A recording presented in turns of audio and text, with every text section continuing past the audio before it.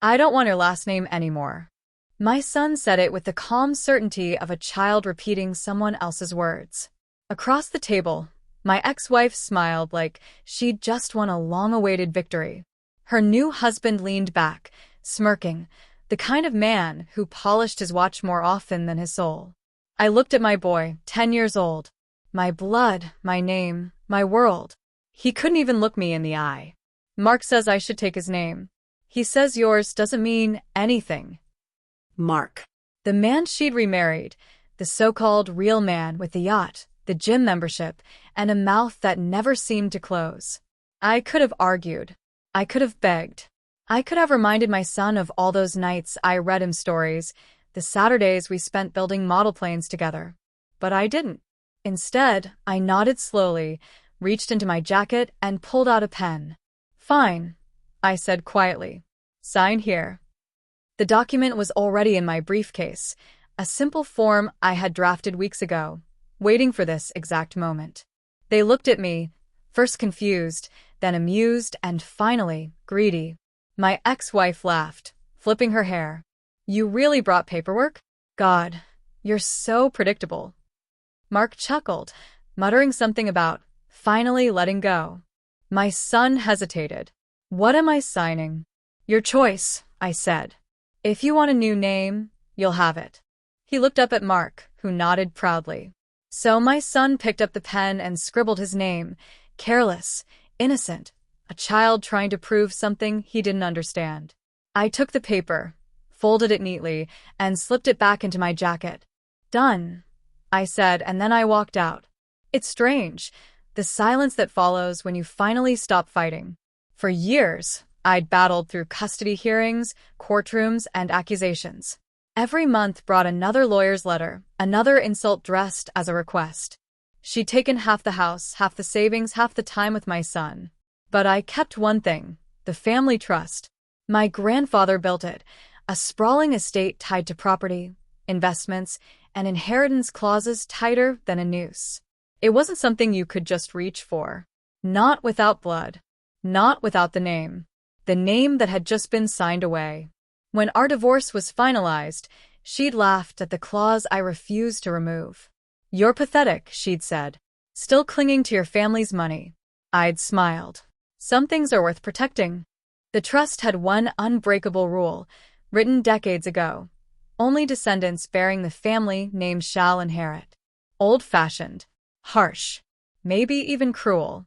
But that night, when my son's pen scratched across that paper, it became my salvation. A week later, the lawyer called, as I knew he would. He'd served our family for 40 years, loyal, cautious, terrified of mistakes. When my ex-wife answered his call, his voice trembled.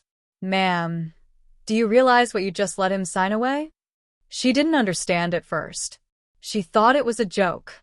What are you talking about? Your son, the lawyer said carefully.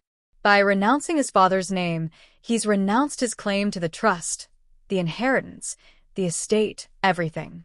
It's all gone. I could imagine her face, confusion first, then dawning horror. She'd built her entire second act on the illusion of security, the rich husband, the comfortable future, the thought that one day, when my son turned 18, the estate would cushion their luxury.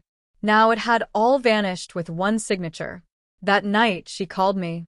Her voice was sharp, panicked. You set us up. I didn't deny it. You made the choice. I just let you sign it. You used our son. No, I said calmly. You did. There was silence. Then a choked sob. Please, can't we undo it? I thought about my son, his small hand gripping that pen, his eyes fixed on Mark for approval. I thought about the years she'd poisoned him against me, turning every conversation into a competition I never wanted. I'm afraid it's permanent, I said softly. The trust recognizes lineage by name. No name, no claim. She hung up. A week later, the headlines began to change. Mark's business hit turbulence, a scandal, a frozen account, whispers of fraud. The man who once called me a loser was now begging investors for mercy. I didn't lift a finger. I didn't need to. I'd already spoken to the right people months before: accountants, auditors, silent partners. I dropped subtle breadcrumbs, the kind that take time to bloom into consequences. Patience, after all, is a sharper weapon than rage. My son stopped calling for a while. I didn't chase him. Kids discover truth slowly. It seeps in like cold rain. Then one afternoon, months later, there was a knock at my door. He stood there, taller now, quieter. No Mark. No mother. Dad, he said, hesitating. Mom and Mark, they're fighting. He's leaving. She's broke. I nodded.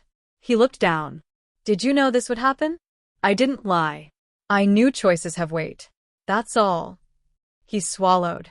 I want my name back. I smiled sadly. Names aren't toys, son. You can't just pick them up when they're convenient. His eyes filled with tears. I'm sorry. And for the first time in years, I believed him. I didn't tell him everything. Not how I drafted that document months before their wedding. Not how I'd made sure the lawyer was on standby. Not how I'd waited patiently for the day she'd push him to reject me. Because revenge doesn't need witnesses. It only needs results. Now, when I pass the family estate, our estate, I see the gates closed, the land quiet. One day, maybe I'll reopen it. Maybe I'll teach him what the name truly means. But not yet. Not until he understands that legacy isn't about money, it's about loyalty. Sometimes I still hear his words echo in my head. I don't want your last name anymore. Funny. That name now holds everything they lost. Some men shout when they're betrayed. I prefer silence. It leaves room for the sound of consequences.